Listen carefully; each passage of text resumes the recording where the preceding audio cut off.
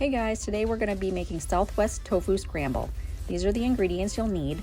Now let's talk about this Southwest spice mix. These are all the spices you're going to need. You can substitute regular salt for the black salt if you want. I'm using firm tofu in this recipe, but you can also use extra firm. I like to press my tofu just because it helps absorb all those spices and flavors and it maintains the texture. First thing you're going to want to do is take a hot skillet, spray it with some nonstick spray. Then we can add the garlic, your spice mixture, and your tofu to the pan. Get everything all incorporated. The turmeric in this spice mixture is going to help give the tofu that yellow egg-like color. I also add a couple tablespoons of water to this mixture too and help stir it around. Make sure every piece of your tofu gets covered in those spices. Then add your red bell pepper and the salsa.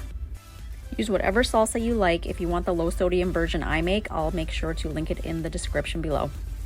After a few minutes, add your spinach and make sure you cook it really well. Mine was still a little bit frozen. I should have thawed it a little bit better. But just make sure the spinach is wilted, the red bell peppers are cooked through, and everything's nice and combined. Then you can start plating it and top it with anything you want to. Sour cream, cheddar cheese, guacamole, black beans, green onion, black olives.